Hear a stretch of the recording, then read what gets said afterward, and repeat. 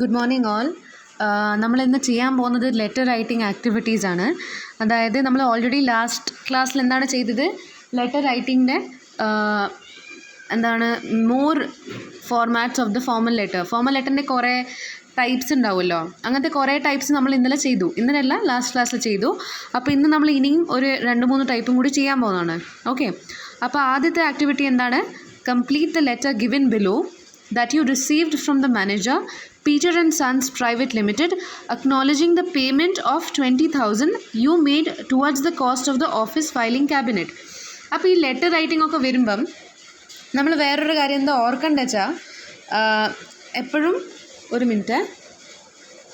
Okay, നമ്മൾ എപ്പോഴും ഓർമ്മിക്കേണ്ടതെന്ന് വെച്ചാൽ ലെറ്റർ റൈറ്റിംഗ് ആയാലും എസ്സേ ആയാലും നമുക്കിപ്പം തരാത്ത ഡീറ്റെയിൽസ് നമ്മൾ എന്താണ് ചെയ്യേണ്ടത്, നമ്മൾ സ്വന്തം ഉണ്ടാക്കിയിട്ട് എഴുതണം. ഇപ്പോൾ ഇവിടെ എന്താണ്, ഒരു മാനേജർ, പീറ്റർ ആൻഡ് സൺസിൻ്റെ മാനേജർ നമുക്ക് ഇത്രയും പേയ്മെൻറ്റ് തന്നു. അപ്പോൾ മെയിനായിട്ടുള്ള എന്താണ് ഈ ലെറ്ററിൻ്റെ ഫംഗ്ഷൻ അല്ലെങ്കിൽ എന്താണ് പർപ്പസ്, അത് നമ്മളോട് പറഞ്ഞിട്ടുണ്ട്. പക്ഷേ പേര്, അഡ്രസ്സ്, ഇങ്ങനത്തെ കാര്യങ്ങളൊന്നും പറഞ്ഞിട്ടില്ല. അപ്പോൾ അങ്ങനത്തെ കാര്യങ്ങളൊക്കെ നമ്മൾ എന്താണ് ചെയ്യേണ്ടത്, ഒന്നിക്ക് സ്വന്തം പേരും അഡ്രസ്സും എഴുതുക, അല്ലെങ്കിൽ നമ്മൾ ഉണ്ടാക്കിയിട്ട് ഏതെങ്കിലും പേരോ അഡ്രസ്സോ എഴുതുക.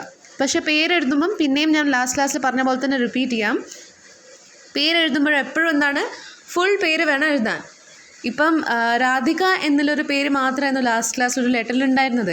അപ്പോൾ രാധിക പേരെന്താ നിങ്ങൾ യൂസ് ചെയ്യുന്നത് വെച്ചാൽ, രാധികയ്ക്ക് എപ്പോഴും എന്താ ചെയ്യേണ്ടത്, ഒരു സർനെയിം കൊടുക്കണം. ഇപ്പോൾ രാധികയാണെങ്കിൽ എന്താണ്, രാധിക വ്യാസ് അല്ലെങ്കിൽ Radhika Krishnan, vote ever. Okay, എന്ത് പേരാണെങ്കിലും അത് കംപ്ലീറ്റ് ആയ 2 വേർഡ്സ് ആയ ഒരു പേര് വേണം എഴുതാൻ. അതിനുശേഷം എന്താണ് ഫോർമാറ്റ് എപ്പോഴും എന്താണെന്ന് ഞാൻ പിന്നെയും ഒരു പ്രാവശ്യം കൂടി റിപ്പീറ്റ് ചെയ്ത് തരാം. അപ്പോൾ ഇവിടെ ആദ്യം പേര്, ഫുൾ പേരിന് ശേഷം ഫുൾ സെൻഡേഴ്സ് അഡ്രസ്, അതിനുശേഷം ഡേറ്റ്, അതിനുശേഷം receivers name and receivers address. അപ്പോൾ ഇവിടെ റിസീവറിൻ്റെ പേര് എന്താണെന്ന് നമുക്കറിയില്ല, പക്ഷെ നമുക്ക് അറിയാം, മാനേജർ ടു ദ. അപ്പോൾ നമ്മൾ പേര് അറിയാത്തപ്പോൾ നമ്മൾ എന്താ ചെയ്യേണ്ടത്, ടു എന്ന് എഴുതിയതിന് ശേഷം നെക്സ്റ്റിൽ the manager Peter and Sons Private Limited എന്നതിൻ്റെ നെക്സ്റ്റ് ഇതിൽ. ഓക്കെ, അപ്പം എന്നിട്ട് ഒരു ലൈനിൽ അവരെ ഏതെങ്കിലും സ്ഥലത്തിൻ്റെ പേരോ മറ്റോ എഴുതുക. അതിനുശേഷം ഒരു ലൈൻ വിട്ടിട്ട് സബ്ജക്റ്റ് എപ്പോഴും വേണം. ഓക്കെ, സബ്ജക്റ്റ് എപ്പോഴും വേണം. അപ്പോൾ ഇതിൽ സബ്ജക്റ്റ്. ഓക്കെ, പിന്നെ ഞാൻ ഒരു പ്രാവശ്യം കൂടി റിപ്പീറ്റ് ചെയ്യാം. ഇവിടെ ഈ ബുക്കിൽ തന്ന ഒരു ഫോർമാറ്റിൽ ചെറിയൊരു എറർ ഉണ്ട്. അതെന്താണെന്ന് വെച്ചാൽ, എപ്പോഴും ഇവിടെ നമ്മൾ ലാസ്റ്റ് ടൈം ഒരു എക്സാമ്പിൾ കണ്ടു, അവർ ഡിയർ സർ എന്നാണ് ആദ്യം എഴുതിയിട്ടുള്ളത്, അതിന് ശേഷമാണ് സബ്ജക്റ്റ് എഴുതിയത്, വിച്ച് ഈസ് റോങ്. നമ്മൾ എന്താണ് ചെയ്യേണ്ടത്, ആദ്യം സബ്ജക്റ്റ് വന്നതിന് ശേഷമാണ് ഡിയർ സർ എന്ന് എഴുതുക. ഓക്കെ, അപ്പോൾ ഇവിടെ എന്ത് പറഞ്ഞിട്ടാണ് ഈ ലെറ്റർ എഴുതുന്നത്, പേയ്മെൻറ്റ് ഓഫീസ് ഫയലിംഗ് ക്യാബിനറ്റിൻ്റെ ഒരു ലെറ്റർ നിങ്ങൾക്ക് ലാസ്റ്റ് ക്ലാസ്സിൽ എഴുതാൻ പറഞ്ഞിരുന്നു. ഞാൻ 7 ലെറ്റേഴ്സ് എഴുതണം എന്ന് പറഞ്ഞതിൽ 1 letter was about the office filing cabinet. അപ്പം ഇത് ആ പേയ്മെൻറ്റ്, ആ ഫയലിംഗ് ക്യാബിനറ്റിൻ്റെ പൈസ കിട്ടിയെന്ന് ആ ഷോപ്പ് കീപ്പർ പറയുന്നതാണ്. അപ്പോൾ ആ ഷോപ്പ് കീപ്പറിൻ്റെ സബ്ജക്റ്റ് എന്തായിരിക്കും, അക്നോളജ്മെൻറ്റ് ഓഫ് പേയ്മെൻറ്റ് റിസീവ്ഡ്. അതിനുശേഷമാണ് ഡിയർ സർ എന്ന് വരിക. അതിനുശേഷം അപ്പോൾ നിങ്ങൾ ഇതിൽ എന്താണ് നിങ്ങൾ ഓർത്ത് വെക്കേണ്ടത്, ഈ ഒരു ഇങ്ങനത്തെ ഒരു ലെറ്ററിൽ ഇവിടെ ഈ ബുക്കിൽ തന്ന എല്ലാ ലെറ്ററും കറക്റ്റ് ഫോർമാറ്റിലല്ല എഴുതിയിട്ടുള്ളത്. അതുകൊണ്ട് ഞാൻ വീഡിയോയിൽ പറയുന്ന കാര്യം നിങ്ങൾ ക്ലിയർ ആയിട്ട് പ്ലീസ് കേൾക്കുക. ഓക്കെ, ഡിയർ സർ എന്ന് എഴുതിയതിന് ശേഷം ആദ്യം നിങ്ങൾ എന്താണ് ചെയ്യേണ്ടത്, നിങ്ങൾ ആരാണ് എന്ന് ഒരു ലൈനിൽ പറയാം. അതെന്താണ്, ഇപ്പം നിങ്ങൾ അവിടെ വർക്ക് ചെയ്യുന്ന ഒരാളാണെങ്കിൽ, അല്ലെങ്കിൽ എന്തെങ്കിലും നിങ്ങളുടെ പേരിപ്പം ഓക്കെ, രാധികയാണെങ്കിൽ രാധിക മദൻ ഓഫ് ആമ, അല്ലെങ്കിൽ ആമ employee of this so and so company. Okay, and I have received the okay of so and so company, അത് എഴുതുക. അതിനുശേഷം നെക്സ്റ്റ് പാരഗ്രാഫിൽ we earnestly acknowledge your payment of rupees 20,000 which we received from you through check number this dated this towards the this. Okay, അപ്പം നമ്മൾ ഈ letter എന്തുകൊണ്ടാണ് നമ്മൾ ചെയ്യുന്നത്, കാരണം നമുക്ക് എപ്പോഴെങ്കിലും നമുക്കാരെങ്കിലും ഒരു പേയ്മെൻറ്റ് തന്നു, അല്ലെങ്കിൽ നമ്മൾ ഒരാൾക്ക് പേയ്മെൻറ്റ് കൊടുത്തു, അപ്പോൾ അതൊക്കെ നമ്മൾ എങ്ങനെയാണ് എഴുതുക ഒരു ഫോർമൽ ലെറ്ററിൽ, അത് അറിയാൻ വേണ്ടിയിട്ടാണ് ഈ ഒരു ഫോർമാറ്റായിട്ട് തന്നിട്ടുള്ളത്. അപ്പോൾ നമ്മൾ എപ്പോഴും 3 കാര്യങ്ങൾ ഓർക്കണം. ഒന്നാണ്, ഏത് ലെറ്റർ ആണെങ്കിലും സബ്ജക്റ്റാണ് ഡിയറിന് മുമ്പിൽ വരിക. പിന്നെന്താണ്, ലെറ്റർ ആയാലും എസ്സേ ആയാലും പാരഗ്രാഫ് ആണെങ്കിലും ഇറ്റ് ഹാസ് 3 കമ്പോണൻറ്റ്സ്. 3 കമ്പോണൻറ്റ്സ് ആണ് ഇങ്ങനത്തെ എല്ലാ ക്രിയേറ്റീവ് റൈറ്റിംഗ് അല്ലെങ്കിൽ റൈറ്റിങ്ങിൻ്റെ തിങ്സിനുള്ളത്. ഒന്നാണ് ഇൻട്രൊഡക്ഷൻ, പിന്നെയാണ് ബോഡി, അതിനുശേഷമാണ് conclusion. That is how we do things. Okay, അപ്പോൾ ആദ്യം തന്നെ നിങ്ങൾ ഇൻട്രൊഡക്ഷൻ കൊടുത്തതിന് ശേഷം നിങ്ങൾ എന്താണ് പറയുക, നമ്മൾ അക്നോളജ് ചെയ്യുന്നു, നിങ്ങളെ പേയ്മെൻറ്റ് നമുക്ക് കിട്ടി. അപ്പോൾ ഇതേപോലെ തന്നെയാണ് എഴുതേണ്ടത്. അപ്പം ഇത് പ്ലീസ് നോട്ട് ചെയ്ത് വെക്കുക.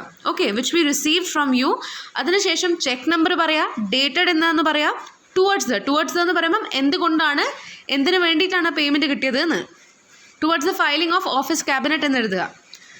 അതിനുശേഷം താങ്കിങ് യു എന്ന് പറഞ്ഞതിന് ശേഷം yours faithfully. Thanking you in anticipation ഇവിടെ എന്തുകൊണ്ടാണ് നമ്മൾ പറയാത്തത്?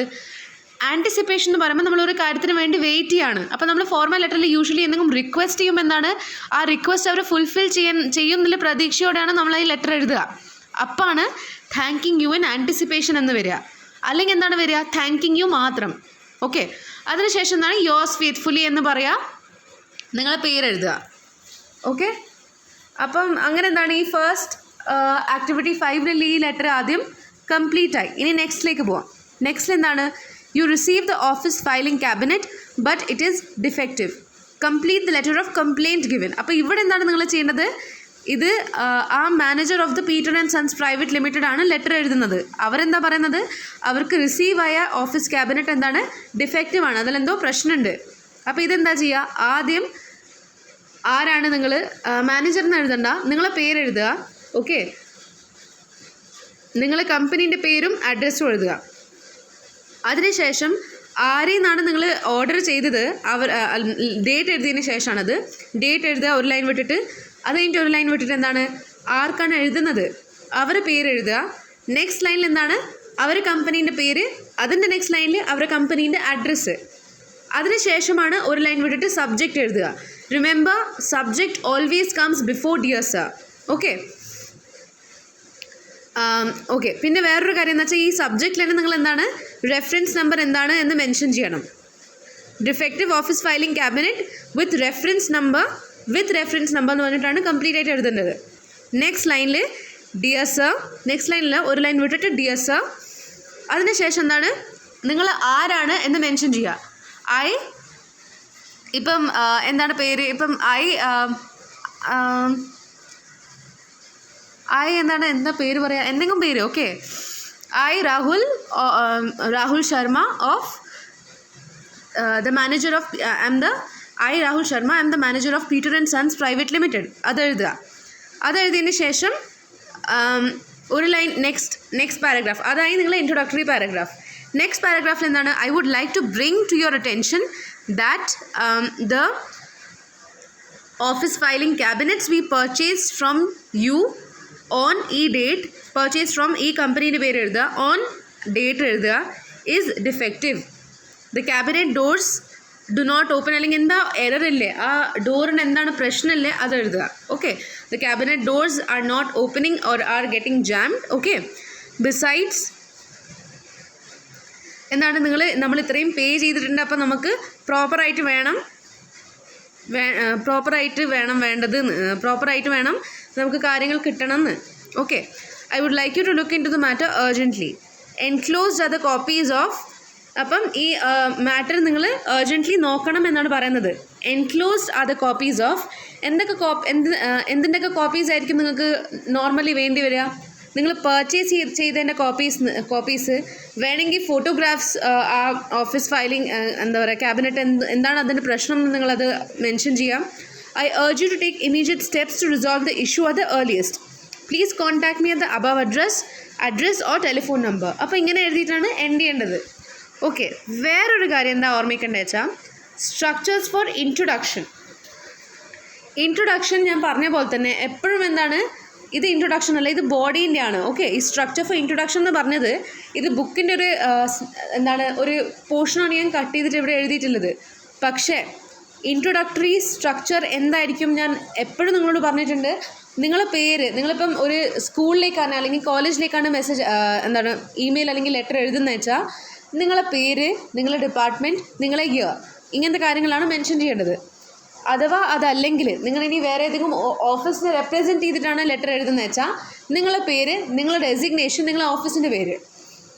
ഓക്കെ, അപ്പോൾ അതേപോലെ തന്നെയാണ് ഈ ഇൻട്രൊഡക്ഷൻ ഒരു ലൈൻ മതി. അതിനുശേഷം ബോഡിയിലാണ് നിങ്ങൾ ഈ സ്ട്രക്ചേഴ്സ് ഫോർ ഇൻട്രൊഡക്ഷനിലെ ആ സ്ട്രക്ചർ യൂസ് ചെയ്യുക. ഇപ്പോൾ നിങ്ങൾക്ക് എന്തെങ്കിലും കംപ്ലയിൻ്റ് ഉണ്ട്, അല്ലെങ്കിൽ നിങ്ങൾക്ക് എന്തെങ്കിലും ഓർഡർ പ്ലേസ് ചെയ്യുന്നത്, അപ്പോൾ നിങ്ങൾ എന്താണ് പറയുക? I would like to inform you that. അപ്പം ഇപ്പോൾ എന്തെങ്കിലും പ്രശ്നം ഉണ്ടെങ്കിൽ നിങ്ങൾ എന്താ പറയുക? എനിക്ക് നിങ്ങളെ ഇൻഫോം ചെയ്യണം, നിങ്ങൾ തന്ന ഈ കാര്യങ്ങളിൽ ഇന്നതൊക്കെ പ്രശ്നമുണ്ട് എന്ന്. So I would like to inform you that there are a few problems അല്ലെങ്കിൽ defects in the things you provided us. Okay, we regret to point out that the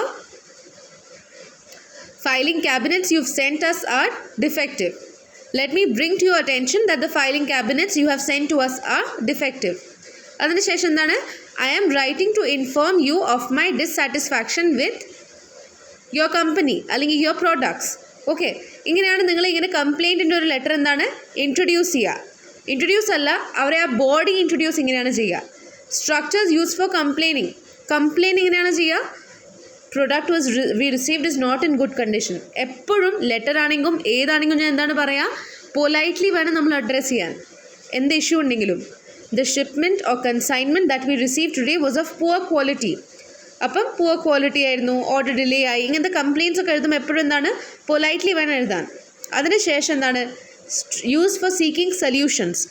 അപ്പം ബോഡീൻ്റെ ആയിരുന്നു ഈ ബോഡീൻ്റെ ഇൻട്രൊഡക്ഷൻ എങ്ങനെയാണ്? ഇങ്ങനെ സ്ട്രക്ചേഴ്സ് ഫോർ ഇൻട്രൊഡക്ഷൻ്റെ ആ introduction ആയിരിക്കും ബോഡീൻ്റെ introduction. അതിനുശേഷം structures used for കംപ്ലയിനിങ്, അതായത് ബോഡീൻ്റെ തന്നെ ഉള്ളിൽ ഉണ്ടാകുന്ന കാര്യങ്ങളാണ് ഈ ഇൻട്രൊഡക്ഷനും കംപ്ലയിനും. പിന്നെ എന്താണ് സീക്കിംഗ് സൊല്യൂഷൻ. അപ്പം ഇനി നിങ്ങളെ പ്രശ്നം എന്താണെന്ന് നിങ്ങൾ പറഞ്ഞു, നിങ്ങൾ ആദ്യം എന്താണ് ഉണ്ടായതെന്ന് നിങ്ങൾ പറഞ്ഞു, എന്നിട്ട് പറഞ്ഞു നിങ്ങൾക്ക് എന്തിനാണ് പ്രശ്നമുള്ളത്. അതിനുശേഷം എന്താണ് എങ്ങനെയാണ് അവർക്ക് സോൾവ് ചെയ്യാൻ പറ്റുക എങ്ങനെയാണ് നിങ്ങൾ പറയുക? I look forward to hearing from you shortly.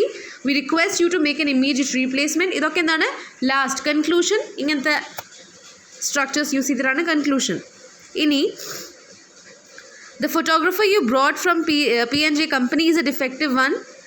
Photocopier. Okay. The paper jams often and the cartridge is of poor quality. Write a letter of complaint in the space given below. അപ്പോൾ എന്താണ് നിങ്ങൾ photo copier, അതായത് xerox machine ഒന്ന് വാങ്ങി, അപ്പം ആ photo copier എന്താണ് അതിലെന്തോ defect ഉണ്ട്. അത് നിങ്ങൾ എങ്ങനെയാണ് അഡ്രസ്സ് ചെയ്യുക? ആദ്യം നിങ്ങൾ നിങ്ങളെ ഫുൾ പേര് എഴുതുക.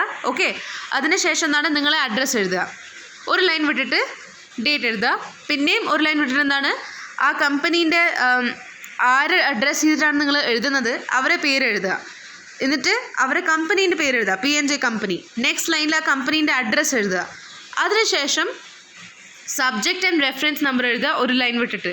അതിനുശേഷമാണ് എപ്പോഴും ഡിയർ സർ എന്ന് വരിക. ഓക്കെ, ആഫ്റ്റർ ഡിയർ സർ 3 പാരഗ്രാഫായിട്ട് ആദ്യം നിങ്ങൾ ആരാണ്, ഓക്കെ, നിങ്ങൾ ഈ ഫോട്ടോ കോപ്പി വാങ്ങിയ ഒരു സാധാരണ ആളാണെങ്കിൽ നിങ്ങൾ എന്താണ് പറയുക?